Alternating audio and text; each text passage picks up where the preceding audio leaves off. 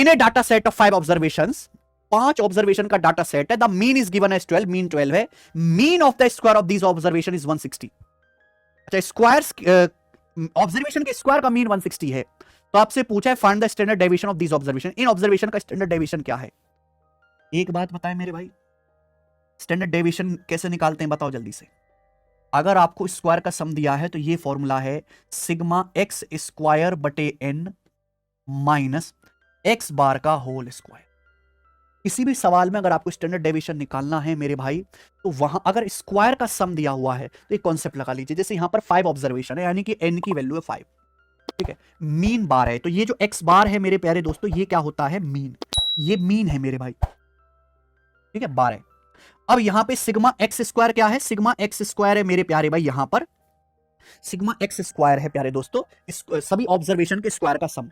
अब यहां पे बोला क्या है, mean of square of this observation, सभी मेरे दोस्तों ऑब्जर्वेशन के स्क्वायर्स का मीन। मीन कैसे निकालेंगे, सभी आंकड़ों का स्क्वायर करो, कितने ऑब्जर्वेशन है 5, 5 से डिवाइड कर दो मेरे प्यारे दोस्तों, इसकी वैल्यू कितनी है 160 है, 160 स्टैंडर्ड डेविएशन पूछा है, यानी कि इसकी वैल्यू डायरेक्ट 160 आपको दी हुई है, यही है ना।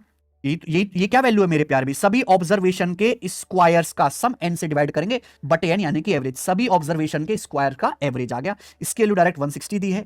मीन आपका 12 है, 12 का स्क्वायर 144, 160 में से 144 घटाऊंगा 16, और 16 का रूट 4, इस सवाल का आंसर आ जाएगा ऑप्शन नंबर 1। यहां मेरे भाई मैं आपको कॉन्सेप्ट लिख के बता देता हूं, आप प्रूफ खुद से कर लेना। अगर एक एंगल का सम दो एंगल के बराबर, एक एंगल की वैल्यू दो एंगल के सम के बराबर है, ए बराबर बी प्लस सी, तो कॉन्सेप्ट ये है कि tan A minus tan B minus tan C बराबर tan A minus tan B minus tan C बराबर tan A into tan B into tan C, tan A into tan B into tan C। ये concept है, लिख लीजिए अपनी copy में, कुछ भी नहीं है मेरे भाई, अगर आप दोनों तरफ से tan ले लेंगे, मल्टीप्लाई कर लेंगे तो प्रूफ हो जाएगा। अगर a बराबर b प्लस सी है तो tan a minus tan b minus tan c बराबर tan a into tan b into tan c। यहां मेरे भाई मैंने सवाल ही ऐसा बनाया है कि यहां पे 48 और 25, 73 डिग्री की जो वैल्यू है वो 48 प्लस 25 डिग्री के बराबर है।